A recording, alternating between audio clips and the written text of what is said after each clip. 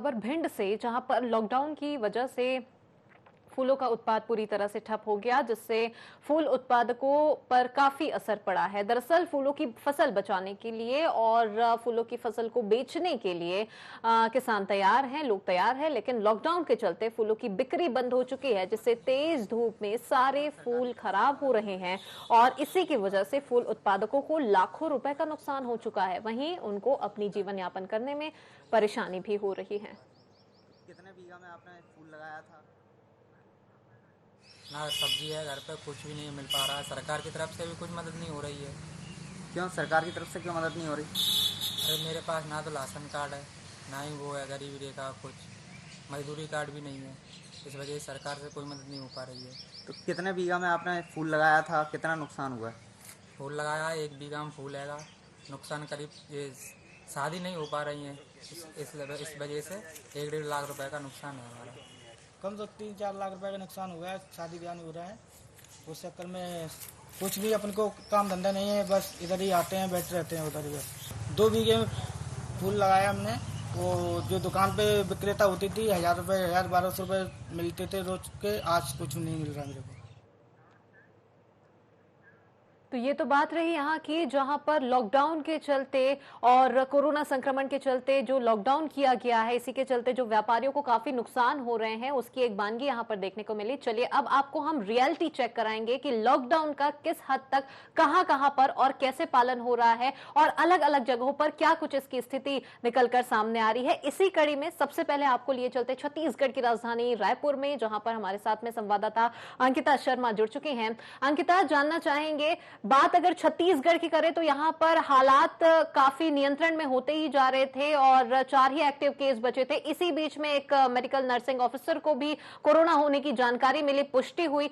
वापस से अब लोग डरे हुए हैं, लेकिन बावजूद इसके बाजार खुल गए हैं। क्या कुछ स्थिति राजधानी रायपुर की?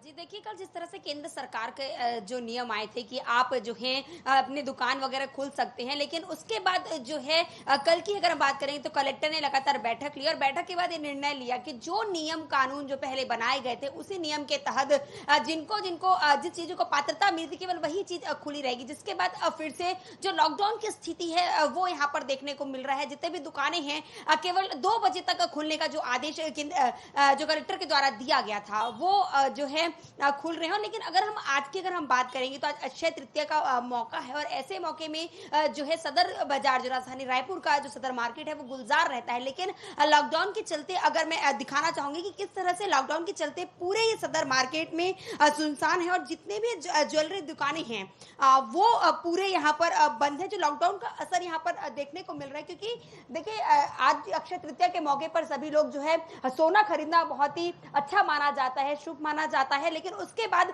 अब जो है कि लॉकडाउन है, लॉकडाउन के बाद जो है लोग अपने घरों से नहीं निकल रहे हैं, ना ही सोना चांदी ले रहे हैं, क्योंकि दुकानें पूरी बंद है और अब जो है इसका असर जो है व्यापार पर पड़ रहा है। और जिस तरह से जो लॉकडाउन का जो पालन करने के लिए यहाँ के जो नगर निगम जो प्रशासन है वो सभी से अपील कर रहा है कि आप अपने घरों से जब निकल रहे हैं तो मास्क पहन कर निकलिए और अगर कोई भी व्यक्ति अगर मास्क नहीं पहनता है तो 200 रुपए का जुर्माना भी जो है निगम के द्वारा वसूला जा रहा है। इसके अलावा भी अपने घरों में अंदर रहने के लिए अपील कर रहे हैं, जगह जगह पर नाकाबंदी कर बैरिकेड्स लगाकर यह आह्वान किया जा रहा है कि आप बेवजह अपने घर से मत निकलिए, आप घर पे रहिए और सुरक्षित रहिए।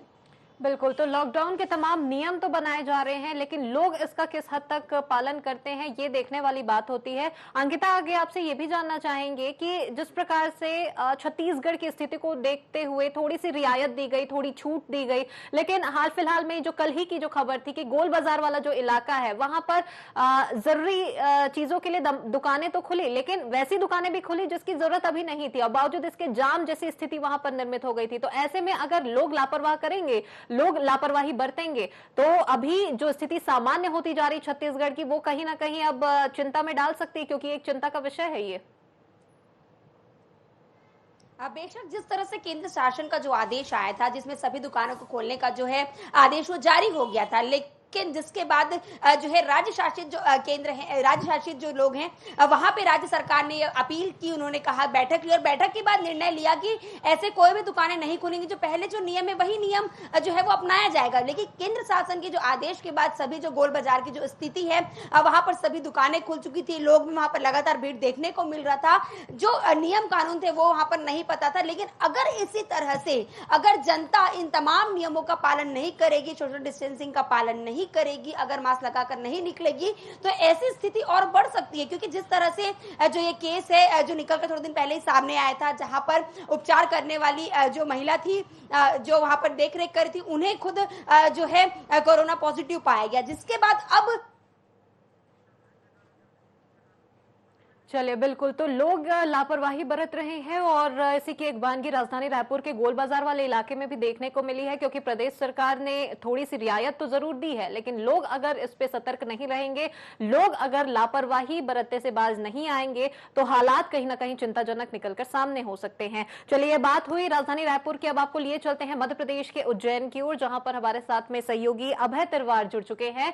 अभय, जानना चाहेंगे आपसे, उज्जैन का कल ही एक मामला था जहां पर जो युवक है उसकी एक वीडियो वायरल हुई थी, जिसमें वो जिंदा था लेकिन उसे मृत बता दिया गया और उसने अस्पताल प्रबंधन पर भी लापरवाही का आरोप लगाया कि कोरोना की स्थिति नहीं जान पा रहे हैं, वो कोरोना की सही स्थिति नहीं बता पा रहे हैं। ओवरऑल उज्जैन की अभी क्या कुछ स्थिति कोरोना संक्रमण को देखते हुए?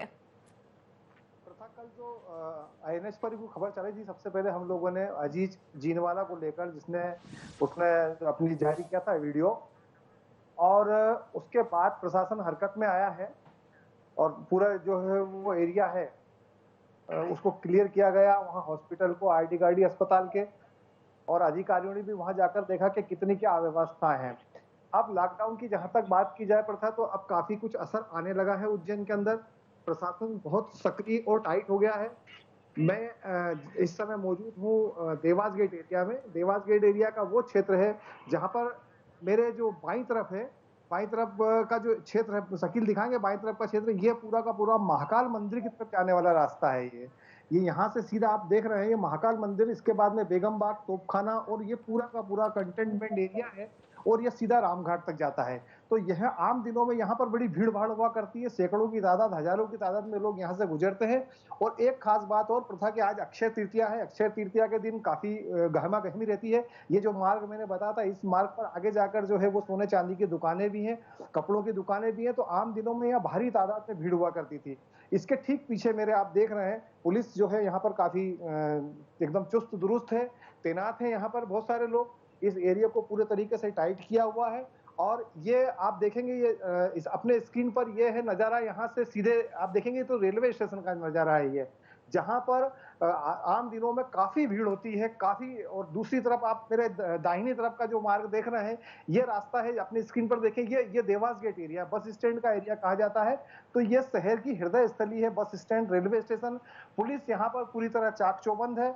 अब लॉकडाउन को लेकर प्रथा जो पहले कुछ दिनों तक जो लापरवाही नजर आ रही थी, जो ढील पोल नजर आ रही थी, धीरे धीरे प्रशासन जो है उसको टाइट करता जा रहा है।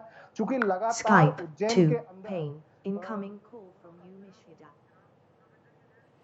बिल्कुल, तो यहाँ पर पुलिस काफी सख्ती बरतती नजर आ रही है। और ये जो तस्वीरें थी वो उज्जैन से हमने आपको दिखाई, जहाँ पर हमारे सहयोगी जुड़े हुए थे और उनके माध्यम से वहां की जानकारी हमने ली। और उन्होंने बताया अभी कि आज जैसे कि अक्षय तृतीया का शुभ अवसर है, तो इस खास दिन के मौके पर बाजार में बहुत ज्यादा भीड़ रहती है, लेकिन लॉकडाउन की वजह से जो तमाम गलियां, तमाम सड़कें, सन्नाटे यहाँ पर पसरे हुए हैं और सुनसान जैसी स्थिति कुछ निर्मित हो गई है। चलिए, अब आपको लिए चलते हैं भोपाल, जहां पर हमारे साथ में सहयोगी सोहन सिंह जुड़ चुके हैं। सोहन, जानना चाहेंगे, भोपाल मध्य प्रदेश की अगर बात करें तो इंदौर के बाद में भोपाल एक कहीं ना कहीं हॉटस्पॉट बना हुआ है। बहुत ज्यादा वहां पर संक्रमित लोग निकलकर सामने आ रहे हैं, आंकड़े हर रोज बढ़ रहे हैं। अभी क्या कुछ स्थिति भोपाल की? देखिए, अगर बात करें आंकड़ों की तो भोपाल में भी स्थिति कोई ज़्यादा अच्छी या साफ होती हुई नज़र नहीं आ रही है। कहें कि कोई खुशखबरी वाली बात भोपाल में नहीं है। भोपाल में अगर अभी फ़िलहाल अभी कुछ देर पहले 11 बजे तक के आंकड़ों की अपडेट बात करें तो 393 के लगभग जो है 400 तक ये आंकड़ा पहुंच चुका है। मौतों की संख्या की बात करें तो 10 तक ये 10 पॉजिटिव जो संक्रमित मरीज़ हैं उनकी मौत हो चुकी है। लेकिन सबसे अहम बात ये कि जो सुधर रहे हैं या कहें कि जो कोरोना से जंग जीत रहे हैं उन मरीजों की संख्या भी लगातार बढ़ती जा रही है और 134 के लगभग ये संख्या जो है वो पहुंच चुकी है।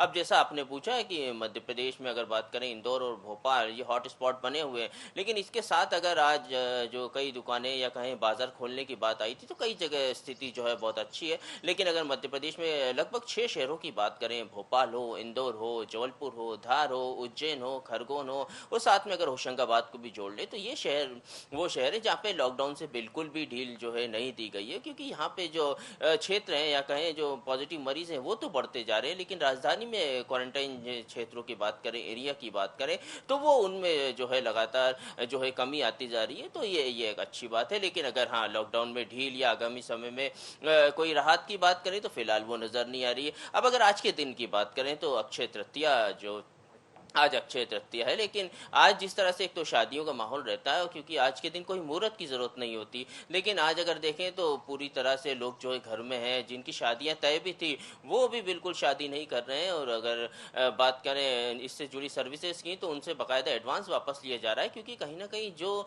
सबसे बड़ी बात है कि संक्रमण एक दूसरे से संक्रमण होता है और साथ में गाइडलाइन भी है कि कोई लोग इकट्ठा ना हो, कोई इस तरह की सेरेमनी ना हो, कोई गेट टुगेदर ना हो, तो कह सकते हैं कि शादियों में बिल्कुल ब्रेक लग गया है। और चूंकि आज शुभ मुहूर्त है अक्षय तृतीया तो उसमें खरीदारी का बहुत महत्व होता है, खासतौर पे गोल्ड। हर व्यक्ति अपनी सुविधा के अनुसार जो है गोल्ड खरीदता है कि थोड़ा बहुत गोल्ड खरीद रहे हैं उसको अच्छा भी माना जाता है। लेकिन गोल्ड की बात करें या बाजार की बात करें तो वो भी फिलहाल नजर नहीं आ रहा। अब अगर बात करें कि सत्ता संगठन या कहें कि सरकार क्या कर रही है तो सरकार जो है तमाम तरह के प्रयास कर रही है। और आज भी अगर देखें छुट्टी का दिन है, लेकिन सीएम शिवराज सिंह चौहान आज भी तमाम जो है मैराथन बैठकें लेंगे। और उन अगर बैठकों की बात करें तो सबसे पहले की बात यह है कि आज एक तो बीजेपी टास्क फोर्स जो सत्ता संगठन का विषय है, सत्ता संगठन का जो विषय है उसमें लेके किस तरह से चीज़ें चल रही तो उसको लेके चर्चा होगी, ये बीजेपी टास्क फोर्स की बात करें। उसके बाद जो 5 मंत्री हैं उनको लेकर लगातार चर्चा होगी, उनके साथ मुख्यमंत्री बैठक करेंगे, वीडियो कॉन्फ्रेंसिंग के जरिए जुड़ेंगे क्योंकि सभी मंत्री जो हैं अपने क्षेत्र में। उसके बाद जो मजदूर हैं, जो बाहर से मजदूर आए हैं, उनके उनके उन मजदूरों को भी चर्चा की जाएगी कि मजदूर से क्या स्थिति है, उनको कोई कठिनाई तो नहीं, उनको क्वारंटाइन किया गया है या अभी वो कैसा जो है फिलहाल फील कर रहे हैं, या उनमें पॉजिटिव कोई संख्या तो नहीं, कोई संक्रमित इस तरह की चीज़ें तो नहीं। तो उसको लेके मजदूरों से भी मुख्यमंत्री शिवराज सिंह चौहान बात करेंगे। और लगभग 5 साढ़े 5 बजे जो मुख्य अधिकारी हैं, सीएस की बात करें, पीएस की बात करें, एसीएस लेवल के अधिकारियों की बात करें और अन्य विभागीय अधिकारियों की बात करें तो उनके साथ भी मुख्यमंत्री शिवराज सिंह चौहान बैठक करेंगे और समीक्षा करेंगे कोरोना महामारी को लेकर। और साथ में ओवरऑल मध्य प्रदेश की बात करें तो उसमें भी वो वीडियो कॉन्फ्रेंसिंग के जरिए हर जो जिले हैं और ख़ासतौर पे जो मैंने आपको बताया 5-6 जो जिले हैं जहाँ पे लगातार संख्या बढ़ती जा रही है या जहाँ पे लगातार इजाफा है, इंदौर, भोपाल, उज्जैन, जबलपुर, धार की बात करें, खरगोन की बात करें तो इस होशंगाबाद की बात करें तो ये जो जिले हैं इन पे विशेष तौर पर। और अन्य जो जिले हैं वहाँ पे क्या स्थिति है, क्योंकि लॉकडाउन में ढील भी बढ़ती गई है तो वहाँ किस तरह स्थिति है, सोशल डिस्टेंसिंग का पालन हो रहा है कि नहीं हो रहा, पुलिस मुस्तैद है कि नहीं। क्योंकि जिस तरह से चीज़ें या तस्वीरें सामने आती हैं, जैसे आज ही इंदौर की तस्वीर सामने आई है कि एक रईसजादा जो है अपनी फरारी में सवारी करने और तफरी करने निकला था, लेकिन पुलिस ने जो है उसकी पूरी हेकड़ी उतार दी। और जिस तरह से गृह मंत्री नरोत्तम मिश्रा का भी साफ तौर पे यही कहना है कि पुलिस पूरी तरह से मुस्तैद और सख्त नजर आएगी और अगर इस तरह की कोई भी जी जी बिल्कुल बिल्कुल। तो यहाँ पर कहीं राहत है, कहीं सख्ती बरतती नजर आ रही है। चलिए अब रुक करते हैं इंदौर, महेश मिश्रा हमारे साथ में जुड़े हुए हैं। महेश, जानना चाहेंगे, बात अगर जब मध्य प्रदेश की होती तो सभी का ध्यान इंदौर की ओर जाता है क्योंकि वहां पर हालात बहुत ज्यादा चिंताजनक है, नए आंकड़े हर रोज हर घंटे आ रहे हैं, क्या कुछ स्थिति अभी?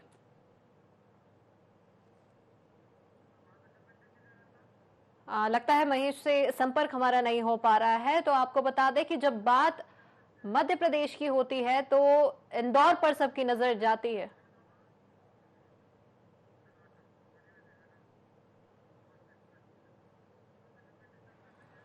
तो लॉकडाउन का रियलिटी चेक हम आपको लगातार करा रहे हैं। अलग अलग जगहों से हमारे साथ में सहयोगी जुड़े हुए हैं और उनके माध्यम से वहां क्या कुछ स्थिति है उसके बारे में आपको जानकारी दे रहे हैं। अभी तक हमने आपको राजधानी रायपुर का हाल बताया, उज्जैन का हाल बताया है, भोपाल का हाल बताया है। इसी कड़ी में इंदौर में भी हम जुड़ेंगे, लेकिन आपको बता दें कि कोरोना जैसी महामारी और कोरोना संक्रमण की जो विकट स्थिति अभी पूरे भारत भर में और भारत के अलावा दुनिया भर में छाई हुई है। लोग इसके लिए काफी डरे हुए, सहमे हुए हैं, लेकिन हर तरीके से इससे जूझने के लिए कयास भी किए जा रहे हैं। तमाम प्रकार के नियम बनाए गए हैं, लॉकडाउन कर दिया गया है और उसके बाद में सोशल डिस्टेंसिंग जैसे नियम बनाए गए हैं, मास्क पहनना अनिवार्य कर दिया गया है। लेकिन अब जब ये एक टाइम हो गया है, बहुत जगह में ऐसी स्थिति है कि हालात अब सुधरने भी लगे हैं, तो अब प्रदेश सरकार के द्वारा में रियायतें भी दी जा रही है, छूट दी जा रही है, लेकिन लोग कहीं ना कहीं लापरवाही बरतने से बाज नहीं आ रहे हैं। तो हो सकता है कि जिस प्रकार से अच्छी स्थिति को देखते हुए रियायत दी गई है, तो लोग जिस प्रकार से लापरवाही बरत रहे हैं तो स्थिति और ज्यादा ना बिगड़ जाए और हो सकता है कि लॉकडाउन की अवधि और भी बढ़ सकती है। बात हम छत्तीसगढ़ की करें तो यहाँ पर हालात काफी ज्यादा नियंत्रण पर है और हाल ही में यूनिसेफ के द्वारा में भी छत्तीसगढ़ की तारीफ की गई है, जिसका मुख्यमंत्री भूपेश बघेल ने उनके ट्वीट को रीट्वीट करते हुए ये जानकारी दी थी और तमाम छत्तीसगढ़ के वासियों का उन्होंने आभार भी व्यक्त किया था। अभी कुल 5 एक्टिव केस है, 4 एक्टिव केसेस थे, लेकिन उसके बाद में हाल ही में जो नर्सिंग ऑफिसर में कोरोना की पुष्टि जो हुई है उसके बाद से हालात फिर से एक बार चिंताजनक हो गए थे। हालांकि उनका इलाज लगातार जारी है, लेकिन अगर रियायतों की अगर बात करें तो प्रदेश सरकार ने प्रदेश की स्थिति को देखते हुए, अच्छी स्थिति को देखते हुए रियायतें दी थी कि दुकानों को खोलने की छूट दी थी एक निश्चित समय अवधि तक। लेकिन हालात कई जगह से, तस्वीर कई जगह से ऐसी निकलकर सामने आई जो कि वाकई में चिंता में डालने वाली है। हम बात करें अगर राजधानी रायपुर की ही, तो यहाँ के गोल बाजार वाला जो इलाका है वो काफी बाजार जो है वो बहुत ही बिजी रास्ता वहां का रहता है, लेकिन हर हमेशा लोगों की आवाजाही वहां पर लगी रहती है और इसी के चलते वहां पर जाम जैसी स्थिति निर्मित हो गई थी। इसी बीच एक बड़ी खबर इंदौर से मिल रही है। धरने पर बीजेपी महासचिव कैलाश विजयवर्गीय बैठे हैं। इंदौर की खबर, इंदौर से अपडेट आपको बता रहे हैं। इंदौर स्थित घर में कैलाश विजयवर्गीय जो कि बीजेपी के महासचिव है वो धरना दे रहे हैं। पश्चिम बंगाल की ममता सरकार के खिलाफ में वो धरना दे रहे हैं। कोरोना को लेकर सहयोग न करने का आरोप उनके द्वारा में लगाए जा रहे हैं। तो बीजेपी के महासचिव हैं कैलाश विजयवर्गीय जो कि इंदौर स्थित अपने घर से धरना दे रहे हैं और पश्चिम बंगाल की जो सरकार है उसके खिलाफ में वे आक्रोशित नजर आ रहे हैं, उनके खिलाफ में धरना दे रहे हैं। कोरोना को लेकर सहयोग नहीं करने का आरोप कैलाश विजयवर्गीय ने पश्चिम बंगाल की सरकार पर लगाया है। तो पश्चिम बंगाल की ममता सरकार के खिलाफ में कैलाश विजयवर्गीय बीजेपी के महासचिव धरना दे रहे हैं। अपने घर पर वे धरने पर बैठे हुए हैं। आक्रोशित और गुस्सा उनमें नजर आ रहा है कि इंदौर स्थित अपने घर से धरना देते हुए वे पश्चिम बंगाल की सरकार पर आरोप लगा रहे हैं कि कोरोना जैसी जो विकट स्थिति है, जो भयावह स्थिति है, उस पर पश्चिम बंगाल की ओर से कोई यहाँ पर मदद नहीं मिल रही है। तो ये आरोप बीजेपी महासचिव कैलाश विजयवर्गीय ने लगाए हैं और इसी आरोप को लगाते हुए इंदौर स्थित अपने घर से वे धरना दे रहे हैं।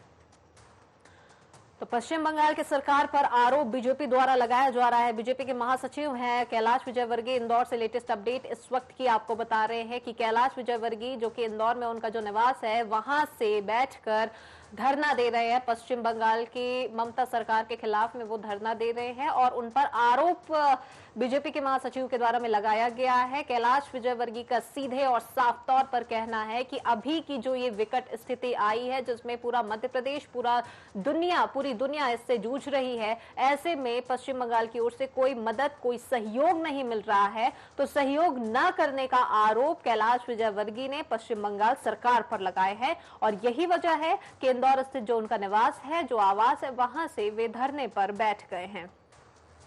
तो हालांकि इस पर अभी कोई प्रतिक्रिया पश्चिम बंगाल सरकार की ओर से, ममता बनर्जी की ओर से कुछ नहीं आई है। तो देखने वाली बात होगी कि इस पे क्या होता है। हो सकता है कि ये एक नया राजनीतिक मोड़ भी ले ले और कुल मिलाकर देखने वाली ही बात होगी, देखने वाली ही स्थिति होगी कि क्या कुछ निकलकर इसमें सामने आता है या पश्चिम बंगाल की ओर से क्या कुछ प्रतिक्रिया आती है, क्या कुछ सफाई पेश की जाती है।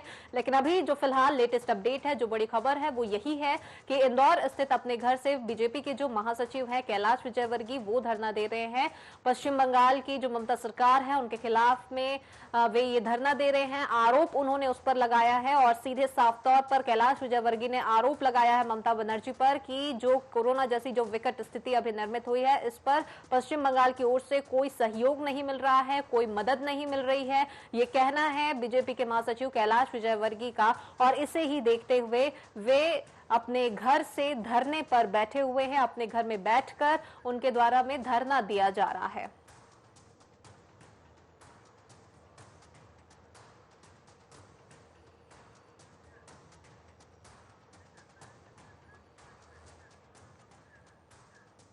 और चलिए इसी मामले पर और भी ज्यादा जानकारी के लिए हमारे साथ संवाददाता महेश मिश्रा जुड़ चुके हैं। महेश, जानना चाहेंगे कि कोरोना जैसी जो विकट स्थिति है इसी पर अब बीजेपी के जो महासचिव कैलाश विजयवर्गीय हैं वो पश्चिम बंगाल सरकार पर आरोप लगा रहे हैं, सहयोग न देने की बात उन्होंने कही है, क्या कुछ अपडेट इस पर? और जी बिल्कुल सही है। इस पूरे मामले को लेकर भारतीय जनता पार्टी के राष्ट्रीय महासचिव कैलाश विजयवर्गीय ने खास तौर पर आईएनएस से सबसे पहले चर्चा की। कैलाश विजयवर्गीय ने बताया कि जिस तरीके से पश्चिम बंगाल में वहां की सरकार के जो काम हो रहे हैं, उनका कहना है कि प्रधानमंत्री नरेंद्र मोदी के द्वारा आदेश के बाद में दिल्ली से खाद्यान्न भेजा गया है पश्चिम बंगाल के लिए, वो लोगों तक नहीं पहुंच रहा है।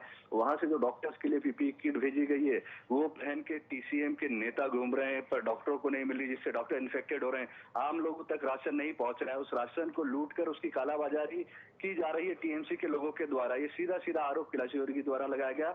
यहाँ तक कि उन्होंने ये भी कहा कि एक बार राजनीति करने वाले लोग राजनीति करें तो समझ में आता है, पर चीफ सेक्रेटरी वेस्ट बंगाल के जो हैं वो भी इन सारे गलत कामों में टीएमसी का साथ दे रहे हैं। इस आपातकाल की स्थिति में देश को एकजुट होकर जिस तरीके से इस बीमारी से लड़ना चाहिए वो नहीं हो रहा है। पूरे देश में हर राज्य के मुख्यमंत्री, प्रधानमंत्री और केंद्र सरकार की दी हुई गाइडलाइन का पालन करने पर ऐसा वेस्ट बंगाल में नहीं हो रहा है, जिसको लेकर आज उन्होंने अपने घर से धरना शुरू किया है। भारतीय जनता पार्टी के जितने भी पदाधिकारी जो वेस्ट बंगाल से ताल्लुक रखते हैं, वो लखनऊ में हो या दिल्ली में हो, अपने अपने घरों पर बैठे। और इंदौर से कैलाश विजयवर्गीय ने अपने घर से वेस्ट बंगाल की जो पूरी उनकी टीम है, जो भारतीय जनता पार्टी के जितने भी वहां पदाधिकारी हैं, उन्हें वीडियो कॉन्फ्रेंसिंग के द्वारा उनसे बात की और सभी अपने अपने घरों में बैठकर आज 2 घंटे का सांकेतिक धरना दे रहे हैं। उन्होंने ये सारी चीजों के बाद में, आरोप के बाद में उन्होंने ये भी कहा है कि केंद्र सरकार और राष्ट्रपति को इस तरह के मामले में तत्काल संज्ञान लेकर कार्रवाई करनी चाहिए। जी चलिए, बिल्कुल। तो तमाम जानकारी के लिए बहुत शुक्रिया महेश आपका। तो पश्चिम बंगाल की ममता सरकार के खिलाफ में धरना यहाँ पर दिया जा रहा है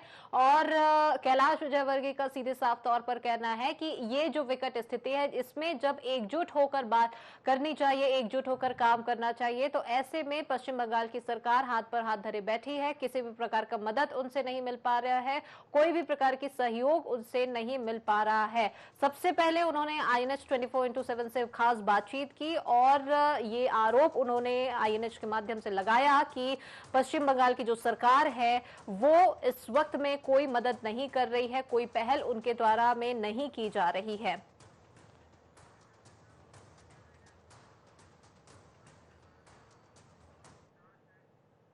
और इसी के साथ बुलेटिन में फिलहाल इतना ही। ताजा खबरों का सिलसिला आगे लगातार जारी है। दीजिए इजाजत, नमस्कार।